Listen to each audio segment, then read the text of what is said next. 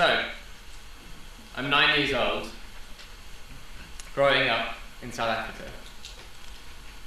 I find myself standing in this prison cell. Pretty small, it's hot, and it's dry. And my dad lifts me up so I can look out between the metal bars. And I look at this dusty, hot exercise yard where thousands of men spent millions of hours exercising and working in the baking hot sun. And as I stand there in this prison cell, at 9 years old, I think to myself, why would one man give up 27 years of his life in this prison cell? As many of you will hopefully have worked out by now, I'm talking about my hero, Nelson Mandela. The man who gave up his entire life to free millions of South Africans from the chains of apartheid. Where one man lived his dreams and followed his passion, and in doing so, he's changed the world. And today, we live in a society where kids get so much support. We're so lucky. I'm 21 years old and I had such a good education. I have amazing parents. I had great teachers. I had a good school system. The government wants me to do well. My mentors want me to do well. My friends want me to do well. And young people all over the world have this incredible opportunity. But with so much support for young people, with so much resources going into education, I've got to stop for a second and ask myself a couple of questions. Why is it that the same number of people who graduated college in the US last year also filed for bankruptcy? How is that success? Did you know that 1 in 5 young people in the United States will experience some form of depression before they reach their 20s? 1 in 5. The good news is that when we're young, we all have such massive dreams, don't we? We all have so many things that we want to achieve, so many things we want to do, places where we want to go, people we want to see. And that's fantastic. And so many people make their dreams come true. But one thing I do know is that that number is far less than it should be. How many people make their dreams come true? How many people make those actual childhood dreams come true? Is it 1%? 5%? Maybe 10%? All I know for certain is that it should be a lot more. But there's some good news. I came across an organisation 2 years ago, in 2009, called the Magic Wand Foundation. And their quest was really simple. They wanted to find out what the happiest, most successful people in the world had in common. So they took some time and they did some research. They interviewed over 400 different people. They read all the books on success, and they even studied the studies on success, and covered about 100 years worth of research to arrive at one answer, one really simple answer. They found that your success is not determined by your sex. It's not determined by your race. It's not determined by your level of income or the university you went to. So, what is it determined by? We found that the happiest, most successful people in the world have the same mindsets. They share a common set of mindsets. And today I'm going to tell you what I think are the most important mindsets that we should be teaching to young people today in our classrooms. And the great news is, we don't need the government's support. We don't need $1 billion budget to do it. all we need to do is adjust our teaching, adjust our parenting, or adjust our management style. We can do it ourselves. And today I'm going to talk to you about 4 of those mindsets. Passion first. My hero, Nelson Mandela, had a passion, and that was he wanted justice and equality for all. And if we look across time and throughout history and all over the world, and we all think of that one person in our lives who we think changed the world. For me, it's Nelson Mandela. For you, it might be Martin Luther King, or Mother Teresa, or Princess Diana, or Bill Gates, or whoever it is for you. We all have that one person in mind.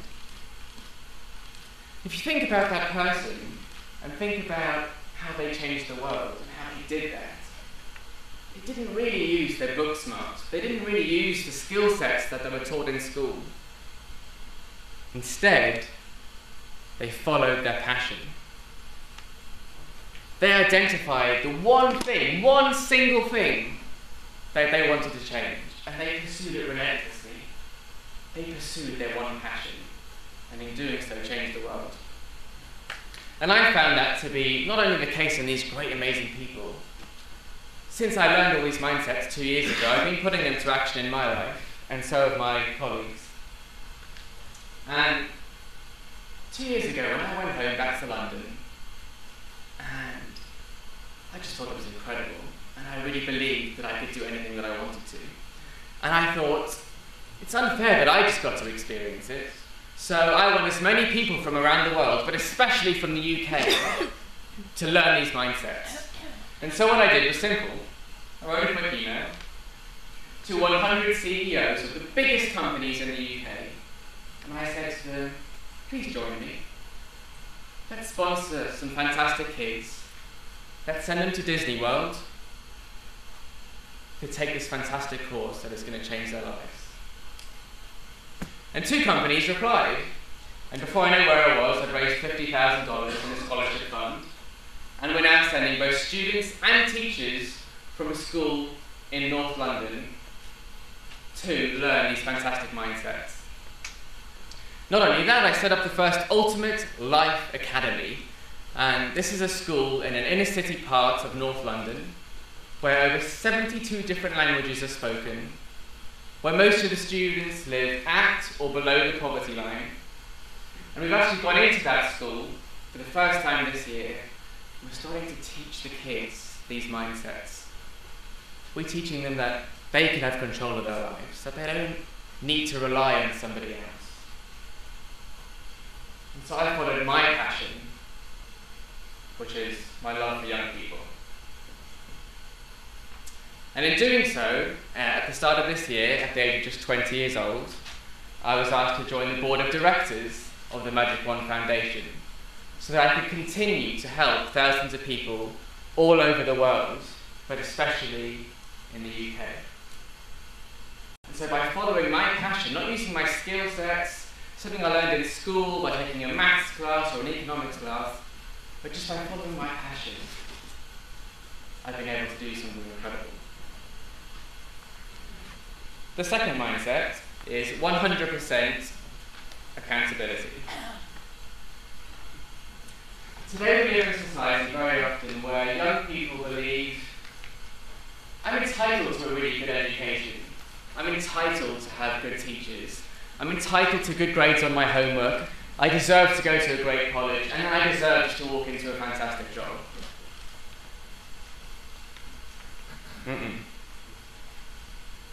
We need to teach young people that you're accountable for yourself. It's not about your resources, but about your resourcefulness. You've got to take the opportunities that are given to you, but you've also got to create opportunities for yourself.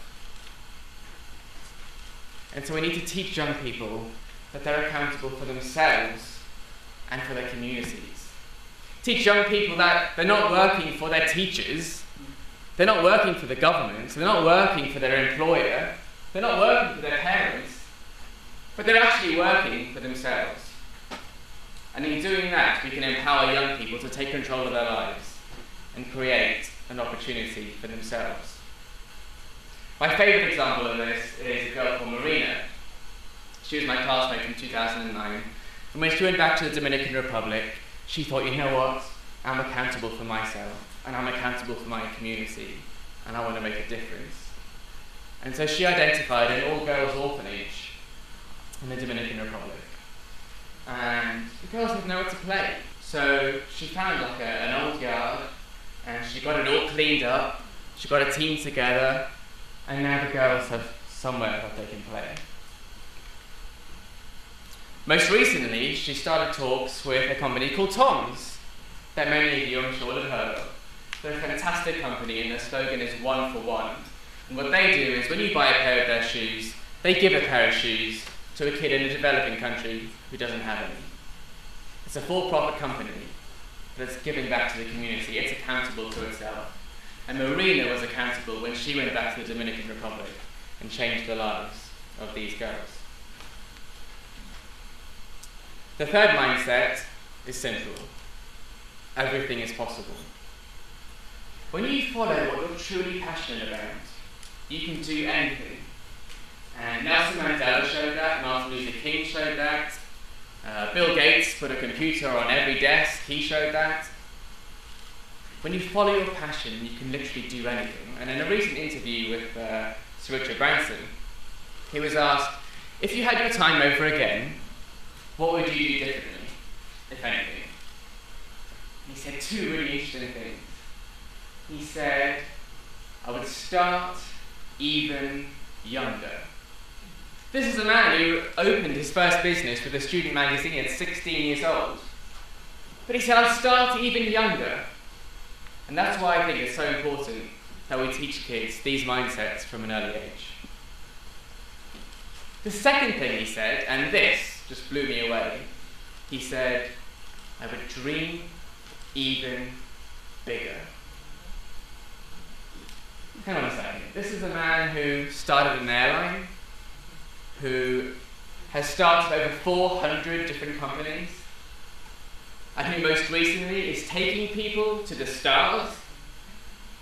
And he said he would dream even bigger. So let's stop lowering his expectations. Let's give them hope again. And let's tell them that if they follow their passion, they can do anything they want to do. The final mindset, and it's one of my favorites, is simple. And it's called live to give.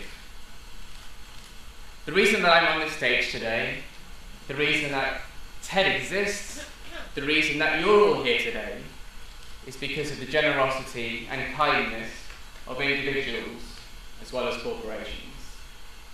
You're all here because you know giving comes full circle. What you give out comes back to you, but twice as strongly. So that's my final and favourite mindset, live to give. So I've told you today what I do to live to give and what others do to live to give. But this is the most important question. What can you do to give to live? When you go home today, I want you to do something pretty simple. Identify those young people in your life, whether it be your kids, your students, people you work in a youth group with, kids or friends, whatever it is. Identify the young people in your life and ask them, what do you love so much that you would get up every day, every morning, 5 o'clock in the morning, and do for free? Because you love it so much, because it's so good. Help them identify what they're passionate about. And in doing so, we can change the world. Winston Churchill famously said, we make a living by what we get. We make a living by what we give. I want to leave you with one final and my favourite quote, and it's a simple quote. History is made by those who make the waves, not those who ride them, and not those who watch them from the shore. So let's leave here today and make some waves. Thank you.